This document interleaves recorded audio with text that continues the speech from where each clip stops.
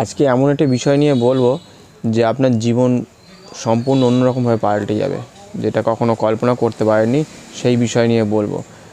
ধরুন আপনার বাড়িতে বা আপনার কাছে যে যেমন শ্রেণীর মানুষ হোক, নিচু থেকে ওপর, মধ্যবিত্ত, সব ধরনের মানুষের ক্ষেত্রে প্রায় সময় একই ধরনের ঘটনা ঘটে থাকে। প্রত্যেকেই ওপরের দিকে ওঠার চেষ্টা করে। প্রত্যেকের কাছে যতটুকু তার জিনিস আছে, সে টাকা পয়সা হতে পারে, বাড়িতে টিভি, ফ্রিজ বা তার বই, খাতা, পেন্সিল যাই থাকুক না কেন, যে কোনো প্রকার দ্রব্য হতে পারে, মানুষ হতে পারে, ছেলে মেয়ে হতে পারে, কুকুর, বেড়াল, ছাগল হতে পারে। প্রত্যেকটা ক্ষেত্রেই কিন্তু জীবনের একটা ভয়ঙ্কর রূপ কিন্তু একটা পাল্টে যেতে পারে। কীভাবে পাল্টাবে? ধরুন আপনি বা অন্য কেউ, প্রত্যেকেই ওপরের দিকে উঠতে চাইছে। ঠিক তার নিচের দিকে যে ব্যক্তি থাকবে, সেই ব্যক্তি কিন্তু সবসময় আপনি জানতে পারছেন না কিভাবে, সেই ব্যক্তি কিন্তু আপনাকে ফলো করছে যদি মনে হয়। সে কিন্তু খেয়াল রাখছে যে আপনার কাছে ওই জিনিসটা আছে। ধরুন একটা টিভি আছে, আপনি হয়তো ভুল করে বলে ফেলেছেন এটা বিক্রি করব, বা হয়তো দেখছেন আপনার কাছে পুরনো, বলছে এটা হয়তো পুরনো, সেটা কিন্তু সে কেনার জন্য ব্যস্ত হয়ে পড়বে। বারবার দেখবেন আপনার উপর প্রেশার ক্রিয়েট করতে পারে, এমন হতে পারে। বা কোনো কিছুর মারফতে আপনার কাছে ওইটা পাওয়ার ইচ্ছা করবে। যদি 500 টাকাটা আপনি মনে করছেন যে আমি 500 টাকাটা বিজনেস করে আমি কম করে 600 টাকা করব কোনো মতে, সে যদি জানতে পারে আপনার পকেটে 500 টাকা আছে, সে কিন্তু সেই 500 টাকাটা নেওয়ার জন্য কিন্তু ব্যাকুল হয়ে পড়বে প্রতিনিয়ত। সে তখন তার জীবনের বিভিন্ন রকমভাবে কোনো না কোনো ব্যতিক্রম হোক আর যেভাবেই হোক,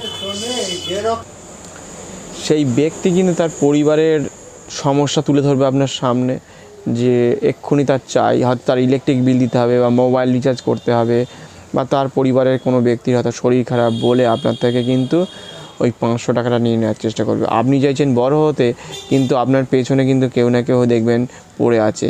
আপনি বাড়ি বানাতে চাইছেন, আপনি গাড়ি কিনতে চাইছেন, যদি কখনো বলেছেন যে আমি এটা ভালো লাগছে না, একবার যদি বলে থেকেছেন বা সেরকম ধরনের কিছু ইঙ্গিত দিয়ে থাকেন বা শুনে থাকে কেউ আশেপাশে অচেনা কোনো ব্যক্তি, সে কিন্তু কিছু কিছু মানুষ দেখবেন যেমন বিক্রি করতে আসে বা কিনতে আসে, দেখবেন সকালে করে দেখবেন অনেক ভ্যান বা অনেক কিছু যারা ময়লার গাড়ি, যারা বিভিন্ন রকম কাঠ বা কাগজ বা লোহার জিনিস যারা কিনতে আসে, বারবার দেখবেন আপনার বাড়িতে সে ডিস্টার্ব করে থাকবে, নিন না করে করে আপনাকে, আপনি কথা বলতে চাইছেন না তারপরেও বলবে নিন না দাদা, নিন না দিদি, করতে করতে করতে করতে আপনি বাধ্যক্রমে দেখবেন অনেক সময় তার সামনে দেখবেন বাধ্য হয়ে অনেক সময় দেখবেন সব কিছু বেট করতে হয়।